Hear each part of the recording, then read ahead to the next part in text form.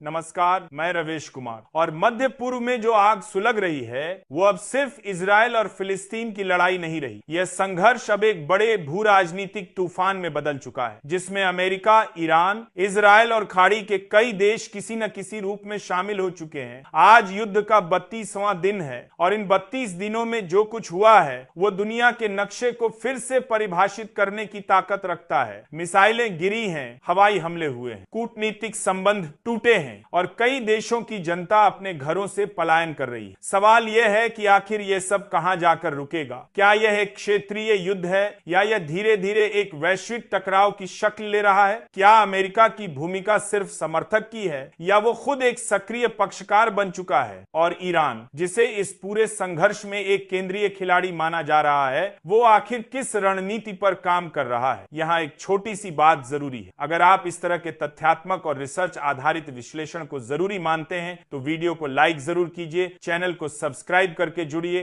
ताकि ऐसी ही जमीनी और वैश्विक खबरें आप तक नियमित पहुंचती रहे। और अगर आपको लगता है कि यह जानकारी दूसरों तक भी पहुंचना चाहिए तो वीडियो को शेयर करना न भूलें। आज हम बात करेंगे उन तमाम घटनाओं की जो 32 दिनों में एक के बाद एक घटित हुई हैं। और इन घटनाओं को समझने के लिए हमें थोड़ा पीछे जाना होगा, लेकिन सिर्फ उतना ही पीछे जितना जरूरी है, क्योंकि इतिहास की पृष्ठभूमि के बिना वर्तमान की कोई भी तस्वीर अधूरी रहती है। जब इस संघर्ष की शुरुआत हुई तो शुरुआती कुछ दिनों में दुनिया ने इसे एक सीमित और स्थानीय टकराव के रूप में देखा, लेकिन जैसे जैसे दिन बीतते गए यह स्पष्ट होता गया कि यह लड़ाई किसी एक मोर्चे तक सीमित नहीं रहने वाली। पहले हफ्ते में इजराइल की ओर से जो सैन्य कार्रवाइयां हुई वे मुख्यतः गजा और लेबनान की सीमाओं तक केंद्रित थीं, लेकिन दूसरे हफ्ते में तस्वीर बदलने लगी। ईरान समर्थित ताकतों ने यमन की दिशा से रेड सी में शिपिंग लेन को निशाना बनाना शुरू किया। इराक और सीरिया से भी छिटपुट रॉकेट हमलों की खबरें आने लगी। यह समझना जरूरी है कि ईरान की रणनीति हमेशा से प्रॉक्सी वॉरफेयर पर आधारित रही है, यानी वो खुद सामने आकर युद्ध नहीं लड़ता बल्कि अपने सहयोगी संगठनों और ताकतों के जरिए अपने भू राजनीतिक हितों की रक्षा करता है। हिजबुल्लाह लेबनान में, हूती यमन में और विभिन्न मिलिशिया गुट इराक व सीरिया में यह ईरान का तथाकथित प्रतिरोध का धुरा है और इस पूरे संघर्ष में यह धुरा सक्रिय हो चुका है। तीसरे हफ्ते में एक ऐसी घटना हुई जिसने पूरे खाड़ी क्षेत्र को हिलाकर रख दिया। संयुक्त अरब अमीरात के नजदीकी हवाई क्षेत्र में एक बैलिस्टिक मिसाइल का पता चला जो आंशिक रूप से यूएई की दिशा में आ रही। यूएई की एयर डिफेंस सिस्टम ने उसे इंटरसेप्ट किया, लेकिन इस घटना ने यह साबित कर दिया कि यह संघर्ष अब खाड़ी के उन देशों तक भी पहुंच सकता है जो अब तक खुद को तटस्थ मान रहे थे। यूएई, जिसने साल 2020 में इजराइल के साथ अब्राहम एकॉर्ड्स के तहत सामान्यीकरण समझौता किया था, अब खुद निशाने पर आ गया। यह महज एक सैन्य घटना नहीं थी, यह एक संदेश था कि इस युद्ध की कोई सुरक्षित दूरी नहीं है। यूएई की सरकार ने इस हमले की औपचारिक निंदा की और अपनी सुरक्षा एजेंसियों को हाई अलर्ट पर रखा। अबू धाबी और दुबई के हवाई अड्डों पर कुछ घंटों के लिए उड़ानों में बदलाव किया गया। अंतरराष्ट्रीय मीडिया ने इसे बड़ी खबर के रूप में कवर किया, लेकिन असली सवाल यह था कि इस घटना की जिम्मेदारी किसने ली और इसके पीछे की रणनीति क्या थी। हूती समूह, जो यमन से ऑपरेट करता है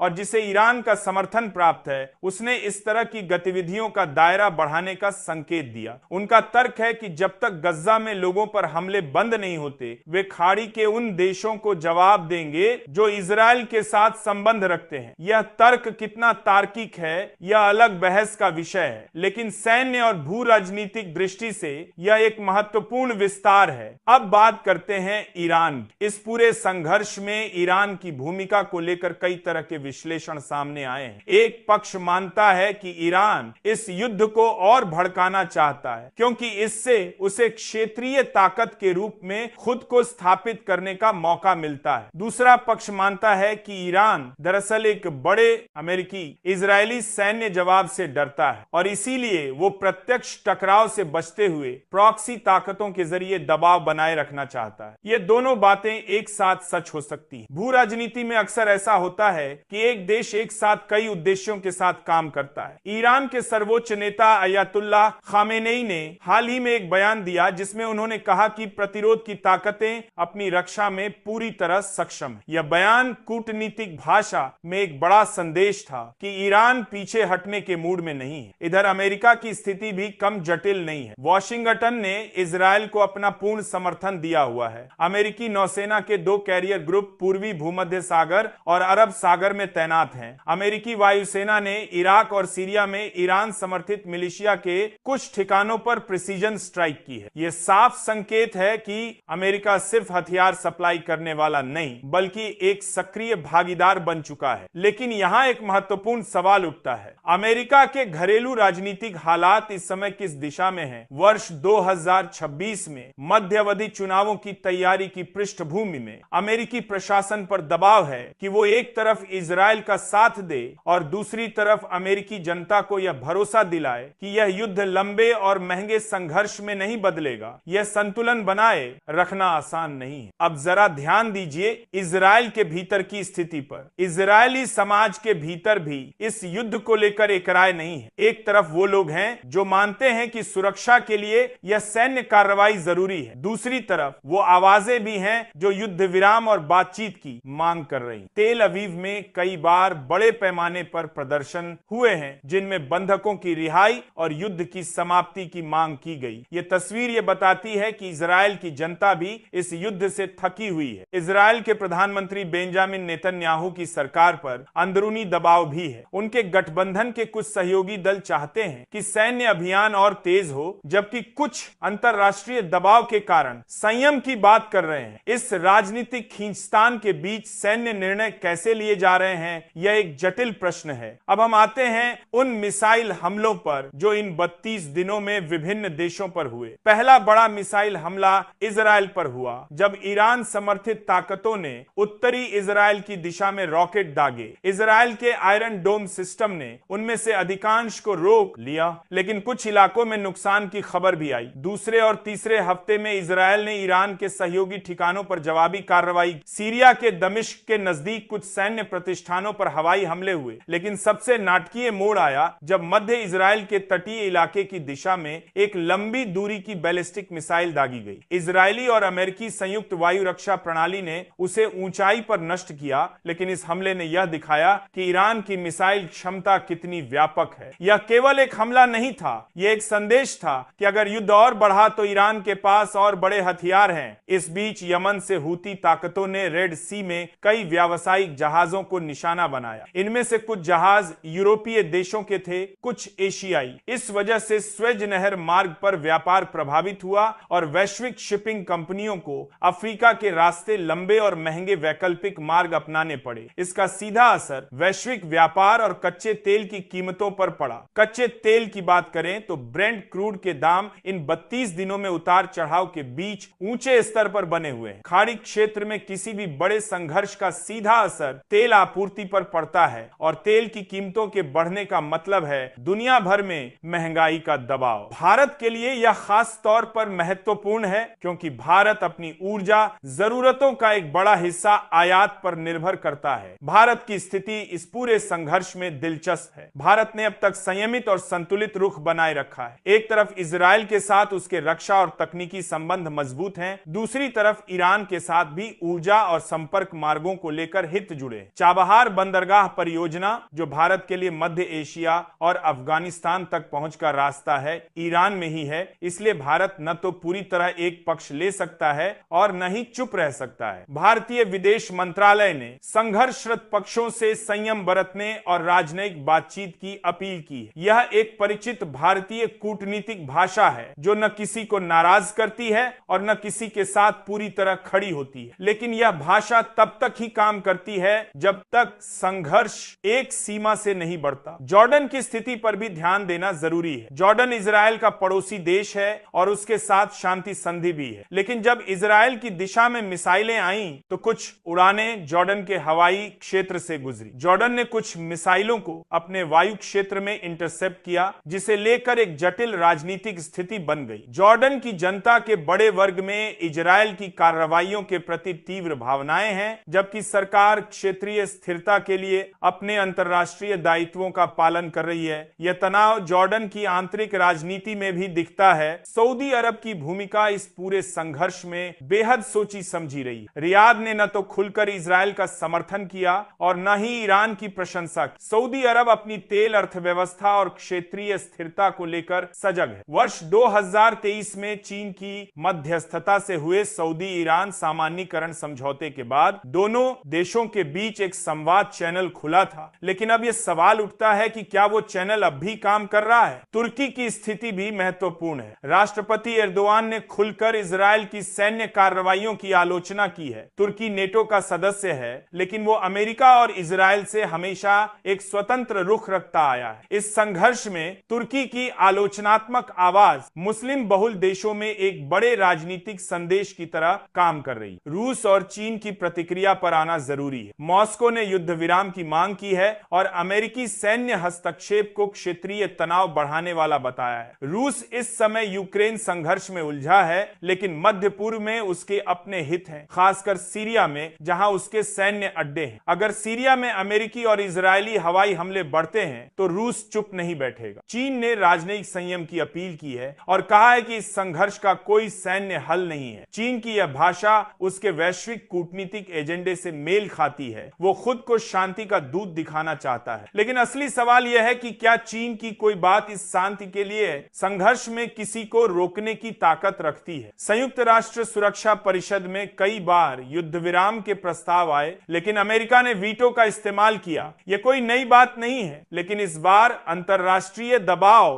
पहले से कहीं ज्यादा है। यूरोपीय देशों में भी मतभेद है। कुछ देश इजरायल के साथ हैं, कुछ युद्ध विराम की मांग कर रहे हैं। अब बात करते हैं जमीनी हालात। गजा में मानवीय स्थिति अत्यंत गंभीर बताई जा रही है। अंतर्राष्ट्रीय मानवीय संगठनों ने बार बार आगाह किया है कि खाने, पानी और दवाइयों की आपूर्ति में बड़ी बाधा आ रही है। संयुक्त राष्ट्र के विभिन्न मानवीय एजेंसियों ने युद्ध विराम और मानवीय गलियारे की मांग की है। लेबनान के दक्षिणी इलाकों में भी हालात तनावपूर्ण है। हिजबुल्लाह और इजरायली सेना के बीच छिटपुट झड़पें जारी हैं। लेबनान की अर्थव्यवस्था जो पहले से संकट में थी, इस संघर्ष से और कमजोर हो रही है। बेरूत में कई बार हवाई हमलों का अलर्ट जारी हुआ। इराक के अंदर भी हालात जटिल है। अमेरिकी ठिकानों पर ड्रोन हमले हुए, जिनकी जिम्मेदारी ईरान समर्थित इराकी मिलिशिया गुटों पर लगाई गई। अमेरिका ने जवाबी कार्रवाई की। इससे इराकी सरकार की स्थिति नाजुक हो गई, क्योंकि वो न तो अमेरिका को नाराज कर सकती है और न ही ईरान को। सीरिया में जो जटिलताएं पहले से मौजूद थी, वो और बढ़ गई हैं। वहां अमेरिकी सेना के कुछ दस्ते आईएस के खिलाफ काम कर रहे हैं, लेकिन जब वहां ईरान समर्थित मिलिशिया पर हमले होते हैं तो स्थिति और उलझ जाती है। यहाँ एक जरूरी सवाल पूछना होगा, क्या यह युद्ध किसी नतीजे पर पहुंचने वाला है, और अगर हाँ, तो वो नतीजा किस दिशा में होगा? इस सवाल का जवाब आसान नहीं है, क्योंकि इस संघर्ष में शामिल हर पक्ष के अपने अपने उद्देश्य हैं और वो उद्देश्य एक दूसरे से मेल नहीं खाते।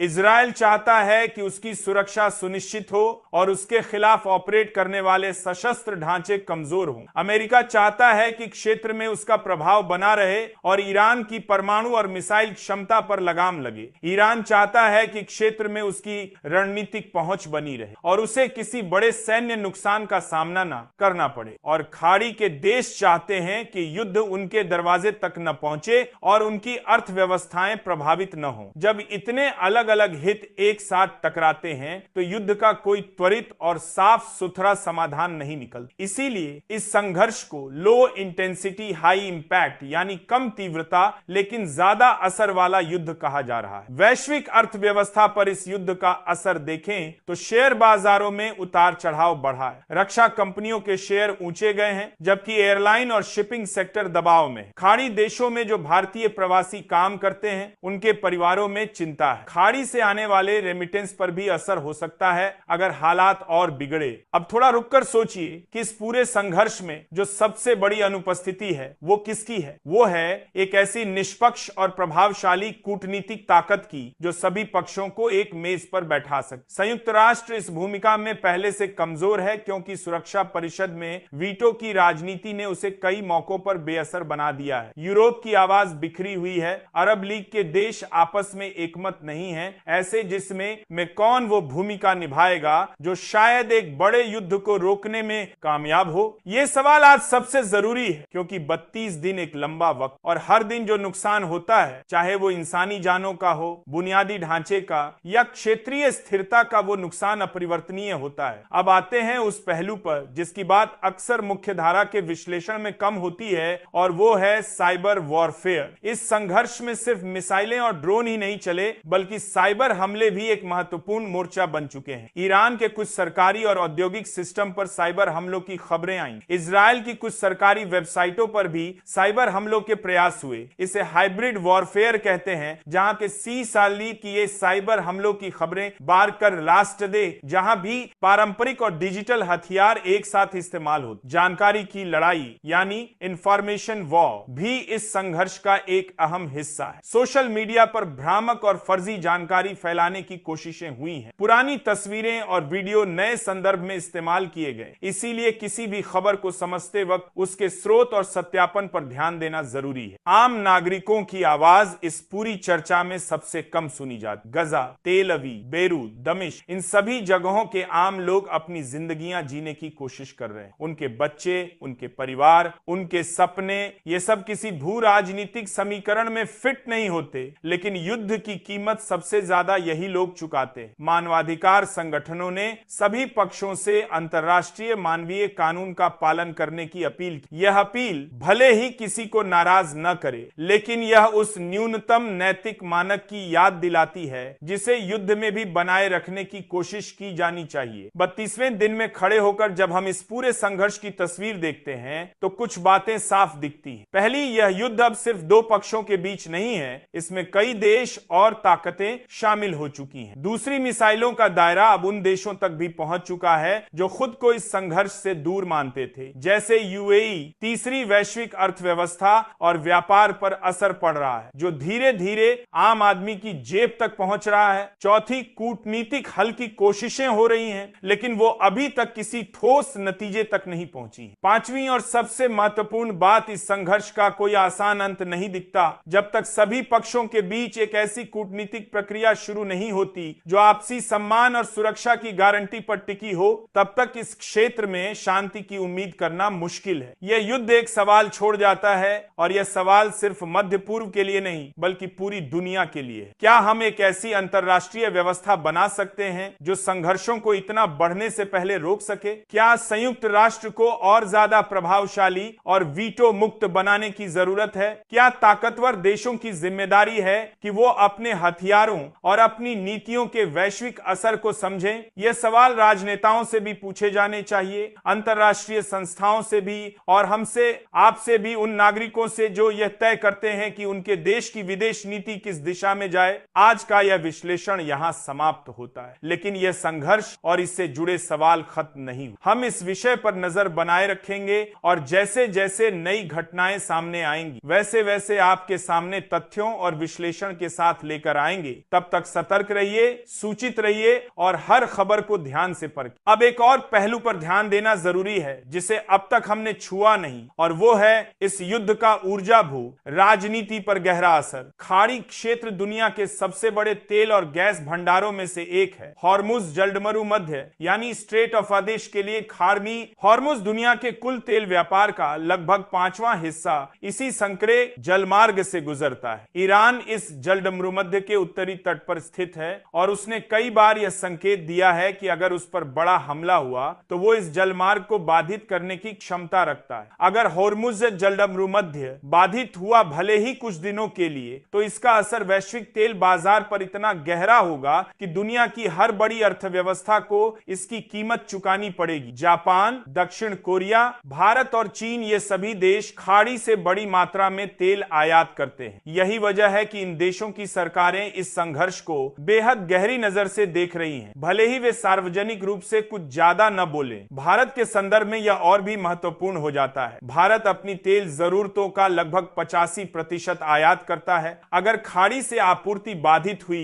या तेल के दाम अचानक उछले तो पेट्रोल और डीजल के दाम बढ़ेंगे, ट्रांसपोर्ट महंगा होगा, और इसका असर सब्जी से लेकर दवाइयों तक हर चीज की कीमत पर पड़ेगा। यह सिर्फ एक अंतरराष्ट्रीय खबर नहीं है, यह हर भारतीय के रोजमर्रा के जीवन से जुड़ा सवाल है। अब जरा उस कोण से सोचिए जिसे हम अक्सर नजरअंदाज कर देते हैं, और वो है इस युद्ध का युवा पीढ़ी पर मनोवैज्ञानिक असर। मध्य पूर्व के उन देशों में जो इस संघर्ष से सीधे प्रभावित हैं, वहां की युवा पीढ़ी एक ऐसे माहौल में बड़ी हो रही है जहां युद्ध, विस्थापन और अनिश्चितता सामान्य लगने लगी। जब एक पूरी पीढ़ी संघर्ष में पलती है तो उसके दीर्घकालिक परिणाम केवल सैन्य या आर्थिक नहीं होते, वे सामाजिक, सांस्कृतिक और मनोवैज्ञानिक भी होते। ये एक ऐसा नुकसान है जिसे किसी भी पुनर्निर्माण योजना से रातों रात ठीक नहीं किया जा सकता। इस युद्ध के तीसरे और चौथे हफ्ते में एक और महत्वपूर्ण घटनाक्रम सामने आया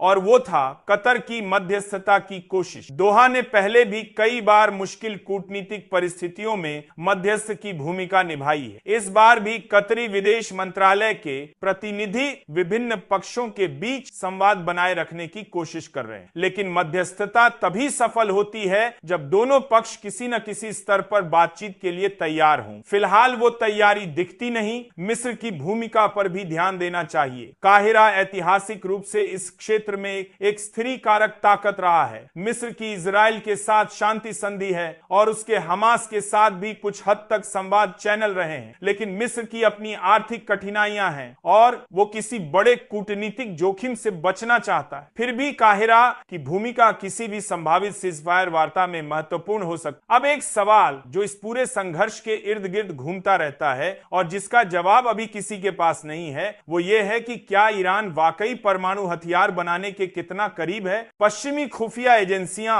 और अंतरराष्ट्रीय परमाणु ऊर्जा एजेंसी IAEA ने कई बार इस विषय पर चिंता व्यक्त की है। ईरान ने पिछले कुछ वर्षों में यूरेनियम संवर्धन की मात्रा और स्तर दोनों बढ़ाए हैं। यह एक ऐसा पहलू है जो इस संघर्ष में अमेरिका और इजरायल के हस्तक्षेप के पीछे एक बड़ी वजह मानी जाती। लेकिन यहां एक जरूरी बात कहनी होगी। परमाणु कार्यक्रम पर ईरान का अपना तर्क है कि यह शांतिपूर्ण उद्देश्यों के लिए है। इस दावे की सच्चाई की जांच अंतरराष्ट्रीय निरीक्षण और कूटनीति के जरिए ही हो सकती है, न कि केवल सैन्य दबाव से। इतिहास बताता है कि जिन देशों पर अत्यधिक सैन्य दबाव डाला गया, उन्होंने अक्सर अपने परमाणु कार्यक्रम को और तेज किया। इसलिए यह सोचना जरूरी है कि क्या सिर्फ बल से यह समस्या हल होगी। इस पूरे संघर्ष में एक और आयाम जो अक्सर चर्चा से बाहर रहता है, वो है पानी और खाद्य सुरक्षा। मध्य पूर्व पहले से एक जल संकट वाला क्षेत्र है। युद्ध के कारण कृषि भूमि, सिंचाई प्रणालियां और बुनियादी जल ढांचे को नुकसान पहुंचता है। इसका मतलब है कि युद्ध खत्म होने के बाद भी लोगों को भूखमरी और पानी की किल्लत का सामना करना पड़ सकता है। संयुक्त राष्ट्र के खाद्य कार्यक्रम WFP ने इस दिशा में गंभीर चेतावनियां दी। 32 दिनों के इस संघर्ष को देखते हुए